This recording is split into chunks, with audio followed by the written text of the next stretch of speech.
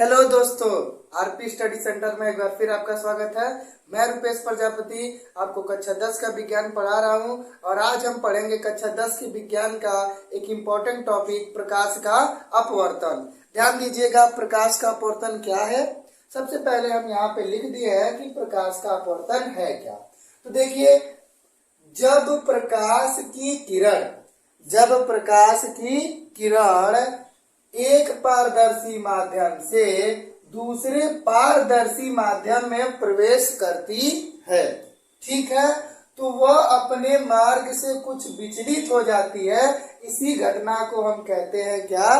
प्रकाश का अपवर्तन। जब प्रकाश की किरण एक पारदर्शी माध्यम से दूसरे माध्यम में प्रवेश करती है तो वह अपने मार्ग से कुछ क्या हो जाती है? विचलित हो जाती है, और इसी घटना को कहते हैं हम प्रकाश का क्या? अपवर्तन। अभी आपको समझाया जाएगा क्या है प्रकाश का अपवर्तन। तो पहले अपवर्तन का कारण देखिए। अपवर्तन का कारण क्या है? प्रकाश की चाल भिन्न भिन्न माध्यम में भिन्न भिन्न होती है। इसी कारण प्रकाश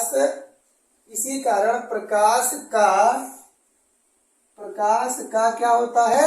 अपवर्तन होता है, ठीक है। इसी कारण प्रकाश का क्या होता है? अपवर्तन होता है कि प्रकाश की चाल भिन्न भिन्न माध्यम में भिन्न भिन्न होती है। यही कारण है प्रकाश के अपवर्तन का, ठीक है। अब देखिए, इसको आप समझिएगा कि अपवर्तन है क्या। आपको इससे पहले पढ़ाया गया है कि प्रकाश की चाल जो होती है वह अलग अलग माध्यम में अलग अलग होती है। जैसे हमने कहे, कांच में प्रकाश की चाल कुछ अलग, वायु में प्रकाश की चाल कुछ अलग, जल में प्रकाश की चाल कुछ अलग होती है कि नहीं होती है। तो इसी कारण जब प्रकाश की किरण एक पारदर्शी माध्यम से किसी दूसरे पारदर्शी माध्यम में क्या करती है? प्रवेश करती है, तो अपने मार्ग से थोड़ा क्या हो जाती है? विचलित हो जाती है।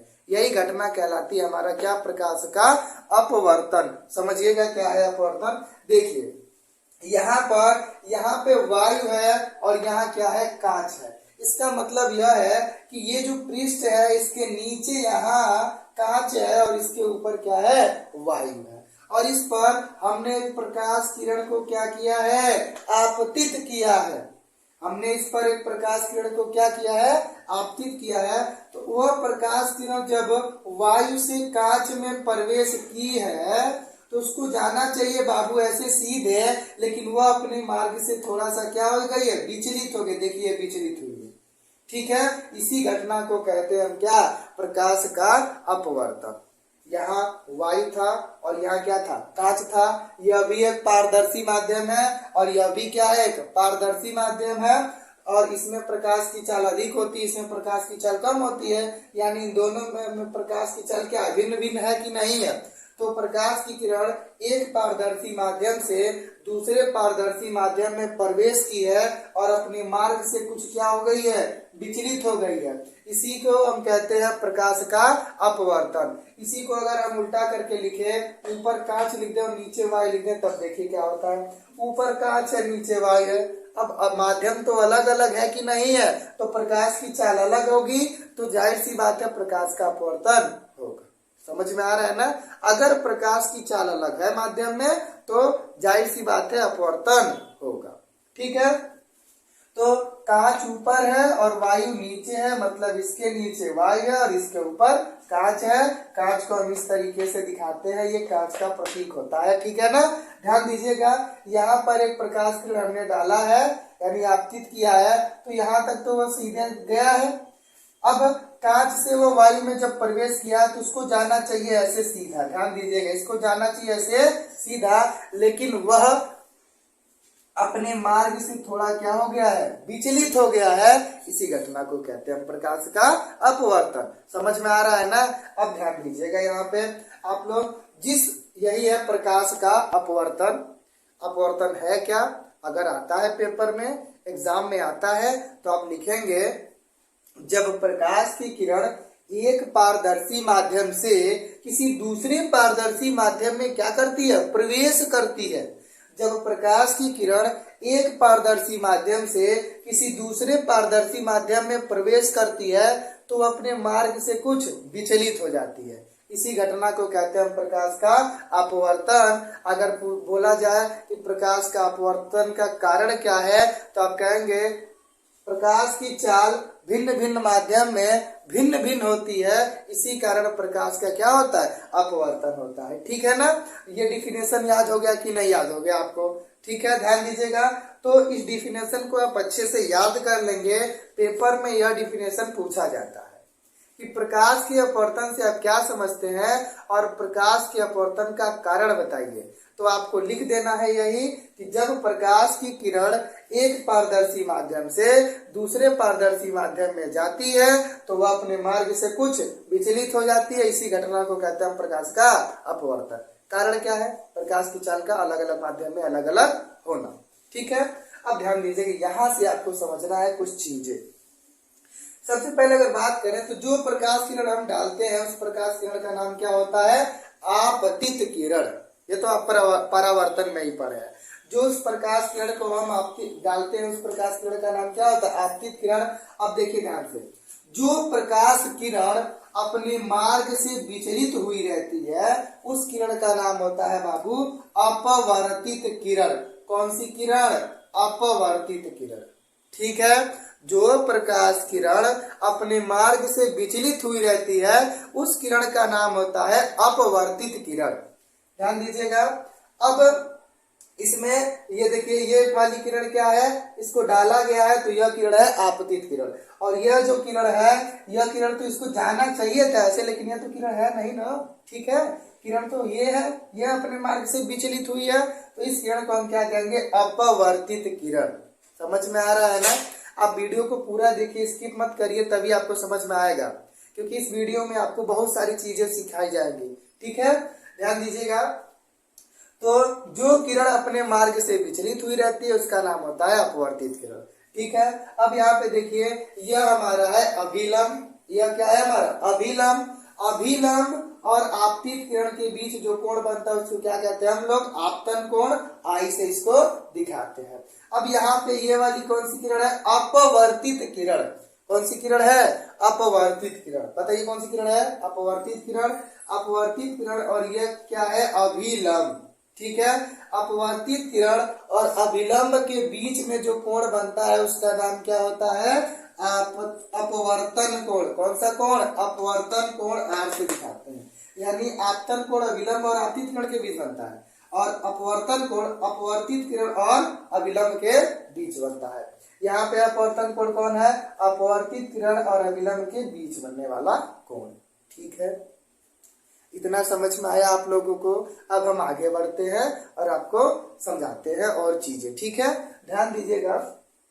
इन दोनों फिगर में आप एक चीज देख रहे हैं कि इसमें हमने क्या किया है बाबू? इसमें हमने किया है वायु से प्रकाश किरण कांच में डाल रहे हैं।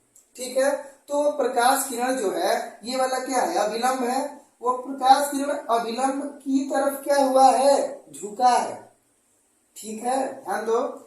हम प्रकाश किरण को वायु से कांच में क्या कर रहे हैं? डाल रहे हैं। ठीक है, तब जो प्रकाश किरण है वह अभिलंब की तरफ क्या हुआ है? झुका हुआ है।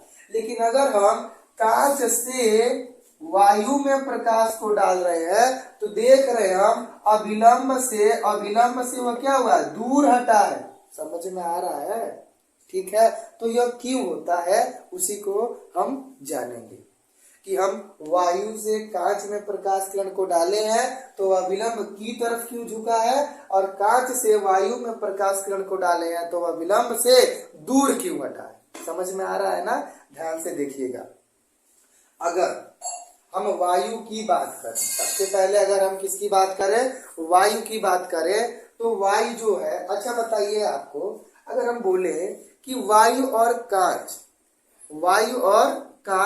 किसमें प्रकाश की चाल अधिक होगी? वायु और कांच किसमें प्रकाश की चाल अधिक होगी? तो आप कहेंगे वायु में प्रकाश की चाल अधिक होगी। समझ में आ रहा है ना? और कांच में प्रकाश की चाल क्या होगी? कम होगी। ठीक है, तो दो माध्यमों की जब हम आपस में तुलना करते हैं और जिस माध्यम में प्रकाश की चाल अधिक होती है उस माध्यम को हम कहते हैं कौन सा माध्यम? सघन माध्यम। कौन सा माध्यम कहते हैं? नहीं सॉरी, उस माध्यम को कौन सा माध्यम कहते हैं? विरल माध्यम। जिस माध्यम में प्रकाश की चाल क्या होती है? अधिक होती है, उस माध्यम को कहते हैं हम लोग विरल माध्यम। और जिस माध्यम में प्रकाश की चाल कम होती है उस माध्यम को हम कहते हैं क्या? सघन माध्यम। सघन माध्यम। यानी यह बताइए कौन सा माध्यम है? सघन माध्यम। सघन माध्यम। और ये कौन सा माध्यम है? विरल माध्यम। अब यहां से आपका दो पॉइंट बनते हैं, याद रखिएगा आप लोग कि यदि प्रकाश की किरण विरल माध्यम से सघन माध्यम में जाएगी, यदि प्रकाश की किरण विरल माध्यम से सघन माध्यम में जाएगी तो वह अविलंब की तरफ झुक जाएगी। समझ में आया? अगर प्रकाश किरण विरल माध्यम से सघन माध्यम में जाती है तो वह अविलंब की तरफ झुक जाएगी, और यदि प्रकाश किरण सघन माध्यम से विरल माध्यम में जाएगी तो वह अविलंब से क्या हो जाएगी? दूर हटेगी। समझ में आया इतना? किसी को कोई दिक्कत नहीं ना है? अब ध्यान दीजिएगा, तो ये पॉइंट आपको नोट कर लेना है, ठीक है? इसको हम मिटाते हैं, उस पॉइंट को हम लिख देते हैं। ध्यान दीजिएगा, इसका आप स्क्रीनशॉट ले लीजिए।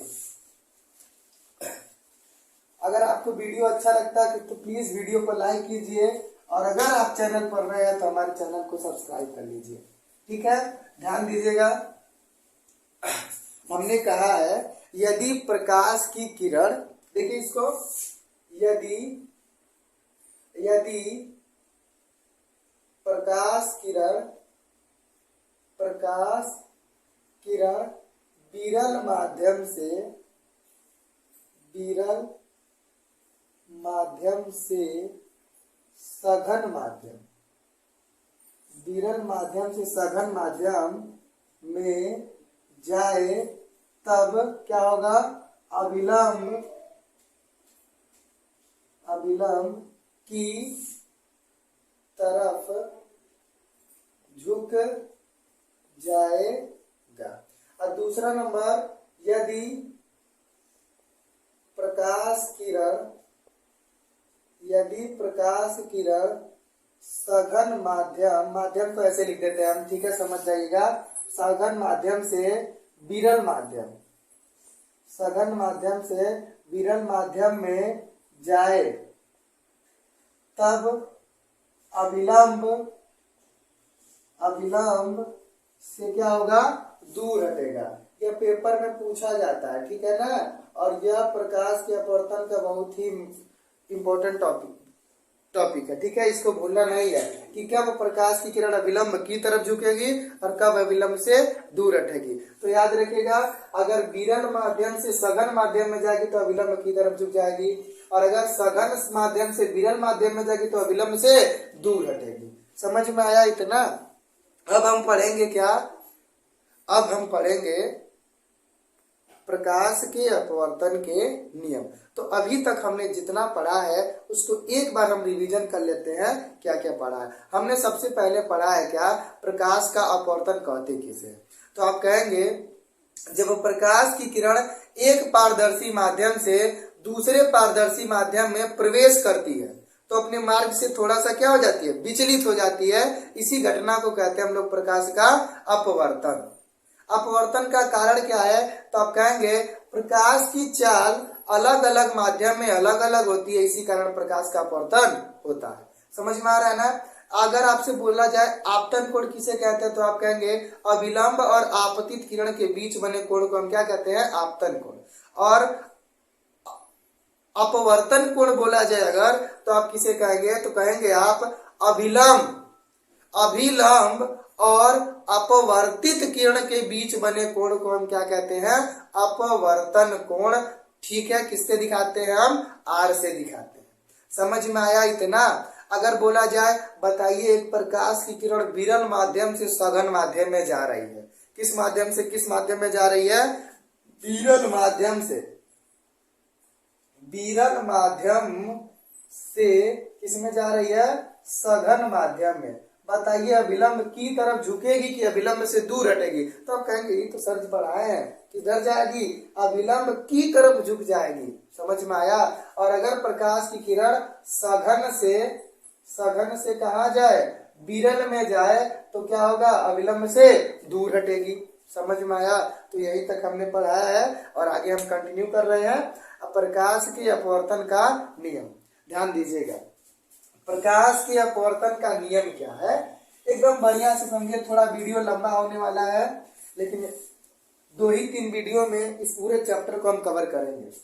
और अब वीडियो डेली प्रोवाइड होगी आप लोगों को। अपवर्तन का नियम, अपवर्तन का नियम। देखिए अपवर्तन का 2 नियम है। पहला नियम, पहले हम नियम लिखेंगे और नियम को स्मूथ एकदम बहुत अच्छे तरीके से आपको क्या कर देंगे? समझा देंगे। ठीक है? पहला नियम यह है, आपतित किरण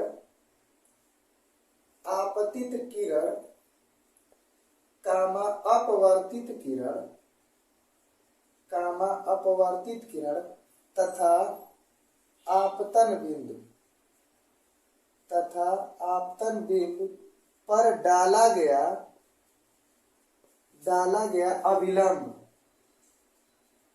अभिलंब तीनों एक ही तल में होते हैं। अब आप कह रहे होंगे सर जी यह वाला जो नियम है यह तो प्रकाश के परावर्तन का नियम है। तो बाबू याद रखना कि प्रकाश के अपवर्तन में यहाँ पे परावर्तित किरण होता है, यहाँ पे कौन सी किरण है? अपवर्तित किरण। दूसरा नियम क्या है? किन्हीं दो माध्यमों के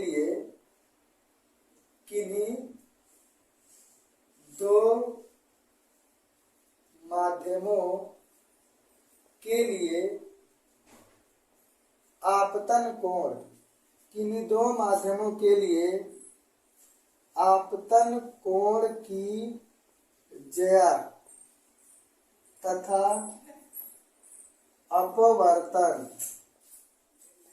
अपवर्तन कोण की ज्या का अनुपात सदैव नियत होता है। ठीक है? अब आप समझेंगे, ध्यान दीजिएगा। थोड़ा समय लगता है लिखने में, ध्यान दीजिएगा। अपवर्तन के 2 नियम है। पहला नियम यह है कि पहले समझो आप, यह है मान लो 2 माध्यमों को अलग करने वाला कोई पृष्ठ, यहाँ है हमारा वायु और यहाँ है क्या? हमारा कांच। कांच को हमने बोला ऐसे दिखाएंगे कि नहीं दिखाएंगे? आप समझ में आ रहा है? बताओ ये सघन माध्यम की विरल माध्यम? तो आप कहेंगे सर जी अभी आपने बताया है कौन सा माध्यम है? विरल माध्यम। और यह कौन सा माध्यम है? सघन माध्यम। कौन सा माध्यम है? सघन माध्यम। ठीक है? अगर हम एक प्रकाश की किरण को क्या कर रहे हैं? आपतित कर रहे हैं। क्या कर रहे हैं? आपतित कर रहे हैं। तो ये वाला जो बना है यह क्या है? हमारा अभिलंब है। इसको जाना चाहिए ऐसे सीधे, लेकिन यह सीधे न जाकर अपने मार्ग से थोड़ा सा क्या होगा? विचलित होगा। ठीक है? यह क्या होगा? अभी बताओ, विरल माध्यम से सघन माध्यम में जा रहा है, अभिलंब की तरफ झुकेगा कि अभिलंब से दूर हटेगा? तो आप कहेंगे अभिलंब की तरफ प्रकाश की किरण क्या हो जाएगी? झुक जाएगी। ये वाला कोण क्या होगा? आपतन कोण आई और ये वाला कोण क्या होगा? अपवर्तन कोण आ। समझ में आया? यह कौन सी किरण है? आपतित किरण। कौन सी किरण है? आपतित किरण। और ये कौन सी किरण है? अपवर्तित किरण। अपवर्तित किरण। और ये वाला जो बिंदु होता है इसका नाम होता है क्या? आपतन बिंदु। आपतन बिंदु। तो पहला नियम है क्या अपवर्तन का? ध्यान से सुनिए। पहला नियम, आपतित किरण अपवर्तित किरण तथा आपतन बिंदु पर डाला गया अभिलंब, आपतन बिंदु पर डाला गया अभिलंब तीनों एक ही तल में होते हैं। आपतित किरण, अपवर्तित किरण तथा आपतन बिंदु पर डाला गया अभिलंब तीनों एक ही तल में होते हैं। समझ में आया? दूसरा नियम आपको समझना है। दूसरा नियम क्या है? दूसरा नियम यह है कि इन्हीं दो माध्यमों के लिए आपतन कोण की ज्या। देखिए आपतन कोण की ज्या का मतलब होता है, इसका हम साइन ले लेंगे। क्या ले लेंगे? साइन। यानी साइन आपतन कोण को किससे दिखाते हैं? आई से। इसको पढ़ेंगे अब क्या? आपतन कोण की ज्या। ठीक है। तथा अपवर्तन कोण, अपवर्तन कोण को किससे दिखाते हैं हम? आर से दिखाते हैं। अपवर्तन कोण की ज्या, बताओ इसको क्या पढ़ोगे? अपवर्तन कोण की ज्या। अगर आई है तो आपतन कोण, अगर साइन लग गया तो क्या है? आपतन कोण की ज्या। आर है तो अपवर्तन कोण, अगर साइन लग गया तो अपवर्तन कोण की ज्या का अनुपात सदैव नियत होता है। बट्टे को क्या बोलते हैं हम लोग? अनुपात कहते हैं। और सदैव यह क्या होता है? नियत होता है। समझ में आ रहा है ना? और यही है अपवर्तन का क्या? द्वितीय नियम। ठीक है कि किन्हीं दो माध्यमों के लिए आपतन कोण की ज्या तथा अपवर्तन कोण की ज्या का अनुपात सदैव क्या होता है? नियत होता है। याद रखना, इस अपवर्तन के द्वितीय नियम को हम स्नेल का नियम भी कहते हैं।